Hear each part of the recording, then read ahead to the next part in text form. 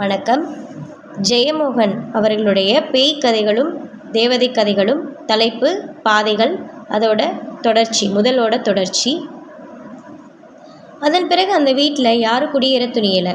இரவில் வேட்டியை நன்றாக ஏற்றி கட்டி தலையில் தலப்பாகையோட தோளில் குற்றால துண்டுமா வைத்தியர் அந்த வீட்டை சுற்றி வருவதை தான் கண்டதாக அப்பு நாடார் சொன்னார்.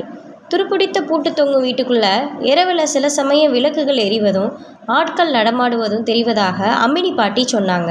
பாட்டியின் வீட்டுக்கு 200 அடி தொலைவில் தான் வைத்தியரோட வீடு. பெரிய தோட்டத்திலும் எவரும் நடமாடாமல் ஆகி காடு அடர்ந்தது. வீடு ஆங்காங்கே காரை உதிர்ந்து ஜன்னல் பலகைகளில் பூசணம் பூத்து பாலடைந்தது. அந்த வீட்டுக்கு தான் சிவசங்கரன் மாமா திடீரென்று குடி வந்தார். அவர் வீட்டை கிரயம் செய்தது யாருக்கும் தெரியாது. ஒரு நாள் காலையில் 3 மாட்டு வண்டிகளில் வீட்டு சாமான்கள் வந்து இறங்குச்சு. வீட்டை வண்டிக்காரர்களே கூட்டி பெருக்குனாங்க. ஒருவன் முற்றத்தில் அடர்ந்திருந்த புற்களை தொட்டால்வாடி செடிகளையும் மண்வெட்டியால் செதுக்கினான். கதவுகளில் ஜன்னல் கம்பிகளில் செடிகள் படர்ந்திருந்துச்சு. நான் வேலி அருகே நின்று வேடிக்கை பார்த்தேன். வழுக்கத்தலையும் சோடா புட்டி கண்ணாடியுமா அணிந்த குள்ளமான ஒரு மனிதர் சுறுசுறுப்பாக சுற்றி வந்து சாமான்களை இறக்கி கொண்டிருந்தார். என்னுடன் அச்சுதன் பணிக்கரும் வந்து நின்று கொண்டார். வெளியே இருந்து வந்தவனுங்களுக்கு காக்கும், இல்லாட்டி இப்படி துணிஞ்சு கேறிக்கிட மாட்டானுங்க என்றார் பணிக்கர். நான் வழுக்கத்தலை ஆளு ஆறாக்கும் என்றேன். அவன்தான் ஓனரு, படம் வரைகிற ஆளனாக்கும் பேச்சு. படமா? புஸ்தகத்திலையா? 6 கண்டா சாவதுக்காக்கும் வந்திருக்கான். நீ பாருமக்கா, இன்னும் இருட்டி நாளை வெளுக்கும் பார்க்கும் அவன் சங்கதி மனசில் ஆக்குவான் பாவம். நான் வெகு நேரம் கழித்து வீட்டுக்கு சென்று அம்மாவிட விஷயத்த சொன்னேன். அதுக்கு நாணி பாட்டி ஊர் முழுக்க எல்லாவற்றையும் சொல்லிவிட்டாள். வந்தவர் பெயர் சிவசங்கரன். திருவனந்தபுரத்தில் படம் வரைஞ்சு கொண்டிருக்காரு. மனைவி செத்து போயிட்டா. பிள்ளைகள் இல்லை. தனி கட்டை, துணிஞ்ச கட்டை. இல்லைன்னா இப்படி வருவானா பாவம் என்றாள் பாட்டி. ஆனாலும் ஒன்றும் நிகழவில்லை.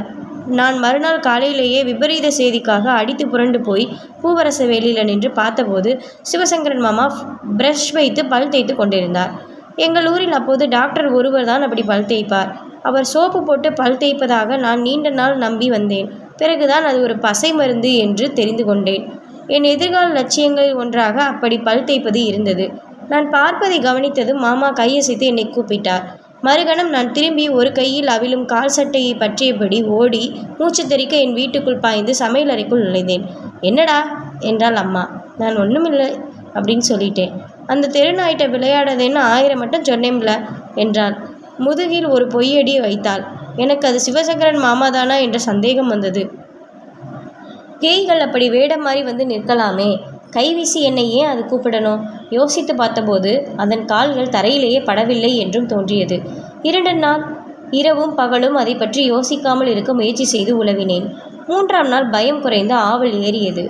மாலையில் மெல்ல நடந்து போய் வைத்தியர் வீட்டை பார்த்து நின்றேன். வீட்டு முன் யாரும் இல்லை.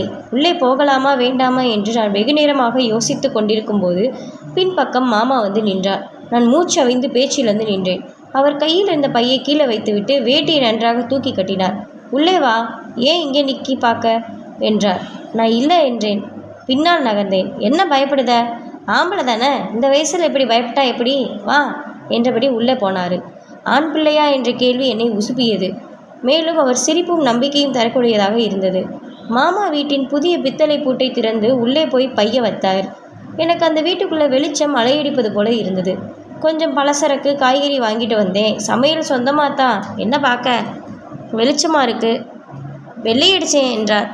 சுவர்களில் பால் வண்ணம் அப்போதுதான் என் கவனத்துக்கு வந்தது. இது வேறு மாதிரி வெள்ளையாக இருக்குது. இது சுண்ணாம்பு இல்லை, பெயிண்ட்டு. நீங்களே அடிச்சிங்களா? ஆமாம், சும்மா இல்லை, இது மேலே படம் வரைய போகிறேன். சுவர் இல்லையா? நான் கோயில்களில் அப்படிப்பட்ட படம் பார்த்துருக்கேன். சாமி படமா? இது வேறு மாதிரி படம். அவர் எனக்கு பால் இல்லாத டீ தந்தார். நான் குடித்து விட்டு வீட்டை சுற்றி பார்த்தேன். மிகப்பெரிய வீடு. எங்கள் வீடே பெரிது. இது அதை விட 7-8 மடங்கு பெரிது. நிறைய கூடங்கள், அவற்றிலிருந்து திறக்கும் வாசல்கள். வழி தவறி பல அறைகளில் அலைந்து மீண்டும் கொள்ளைக்கே வந்தேன். மாமா வேறு அறையிலிருந்து கூப்பிட்டார். அவருடன் மீண்டும் முகப்புக்கு வந்தேன். உங்களுக்கு வீட்டில் யாருமே இல்லையா? எதுக்கு இவ்வளோ பெரிய வீடு என்றேன். படம் வரையத்தான் என்றார் மாமா.